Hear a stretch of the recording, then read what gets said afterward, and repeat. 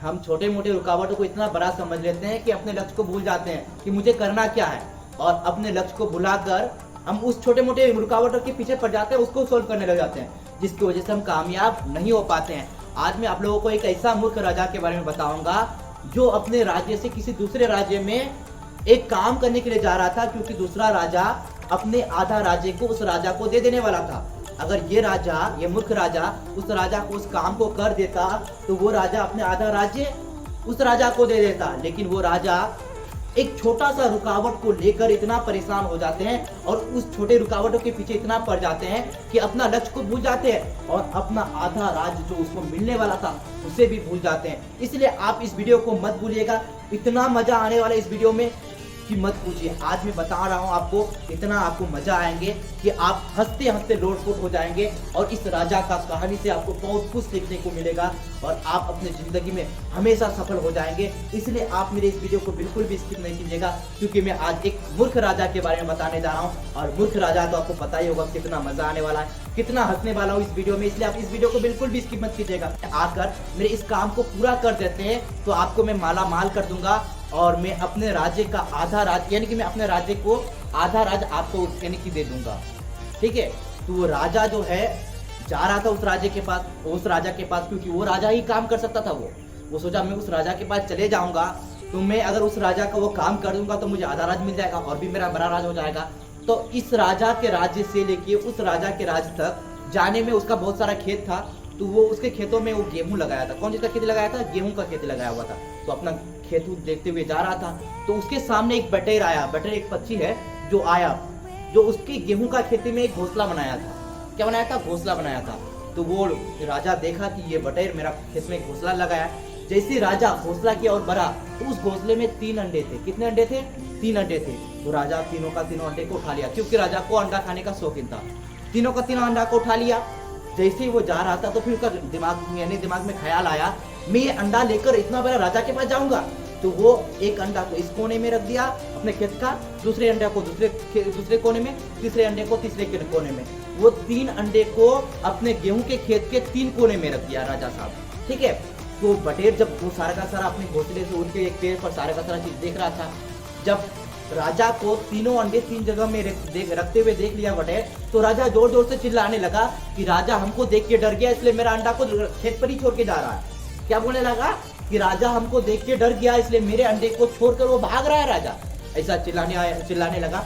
राजा को गुस्सा आ गया और राजा अपने राज्य से दूसरे राज्य में जाना छोड़कर अपने राज्य को, अपने काम को भुलाकर उस बटेर के पीछे लग गया।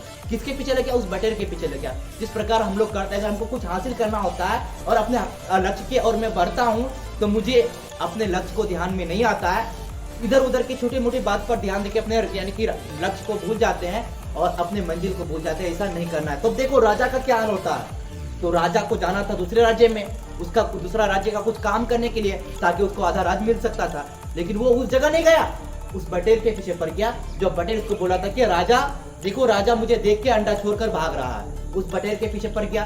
बटेर, राजा ने बोला सिपाहियों इस राजा को पकड़ो, इस यानी कि बटेर को पकड़ो। सॉरी दोस्त, राजा ने बटेर को पकड़ो। तो उसका सारे का सारा सिपाही मिलकर उस बटेर को पकड़ने लगा, पूरा जाल बिछाकर उस बटेर को पकड़ लिया और राजा अपने लक्ष्य को भूलकर अपने राज्य में वापस लौट गया और अपने राजकुमार यानी कि अपने पत्नी से बोला, इस बटेर को बढ़िया से पकाओ और मुझे खिलाओ, ये बटेर ने मुझे बहुत परेशान किया।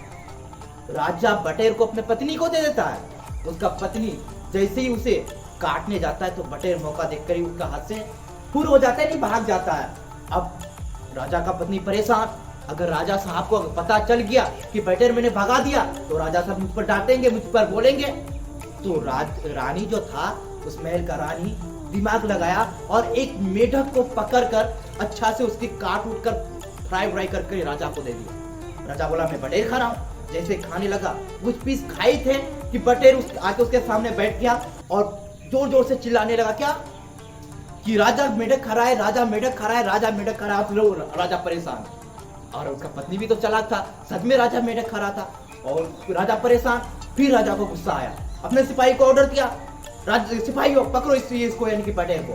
फिर जाल बिछाकर पकड़ लिया उस बटेर को और उसमें ज्यादा गुस्सा में था, पूरा क्रोध में था। बटेर पकड़ा और राजा जिंदा ही निकल गया।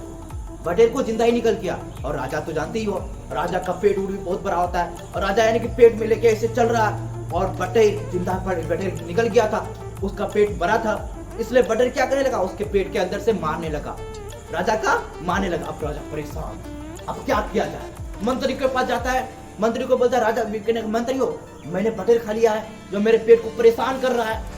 मंत्री ने उसे दिमाग दिया, इस बार बटेर को छोड़ना नहीं है, इस बार पकड़ना नहीं है, बल्कि इस बार जब बटेर आएंगे आपके पेट से बाहर आएंगे, आप बाथरूम यानी कि पैखाना करने के लिए जाएंगे तो बटेर आएगा ना बाहर, अब जैसे पैखाना करेंगे बटेर जैसे निकलेगा उसे काट देना, किसी तेज छुरी से उसको काट देना। अच्छा राजा बोला ठीक है, अपने सिपाहियों को ऑर्डर दे दिया और राजा बैठ गया पैखाना करने के लिए। और सिपाही को बोला जैसे ही बटेर निकलेगा उसे कत्ल कर देना। जैसे ये बटेर निकला और सिपाही तेज तलवार लेके खड़ा था, जैसे बटेर निकला और बटेर निकल के जैसे ही भागा, उसका सिपाही बटेर को छोड़कर राजा के पिछवाड़े में मार दिया और राजा का पिछवाड़ा कट के पूरा खून से लाल हो गया। अब बटेर उसके इस पेड़ पर चढ़ के क्या चिल्लाने लगा, राजा का पिछवाड़ा लाल, राजा का पिछवाड़ा लाल, राजा का पिछवाड़ा लाल। पूरा राज्य में उसका ये बात का सनसनी फैल गया। अब देखिए दोस्तों, राजा को कहाँ जाना था, राजा को दूसरे राज्य के महल में जाकर कुछ काम पूरा करना था ताकि उस काम को पूरा करके उसे आधा राज्य मिल सके, लेकिन वो एक छोटे मोटे बटेर के चक्कर में अपना लक्ष्य को भूल गया, अपने मंजिल को भूल गया, जिससे वो कामयाब नहीं हो पाया।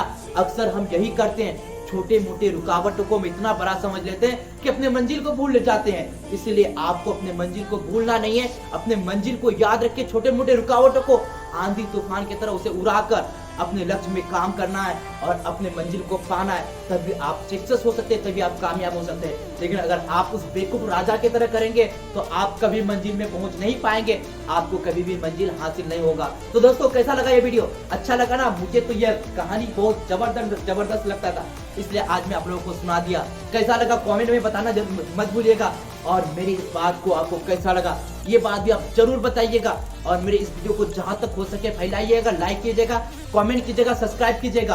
और मैं आप लोगों से बताना चाहता हूं, मैं इस चैनल पर हर रोज मोटिवेशन वीडियो लाते रहता हूं, लेकिन पता नहीं यार आप लोग बड़े यूट्यूबर को यानी कि चैनल को सब्सक्राइब करते, वीडियो को लाइक करते और हम लोगों को सपोर्ट नहीं करते।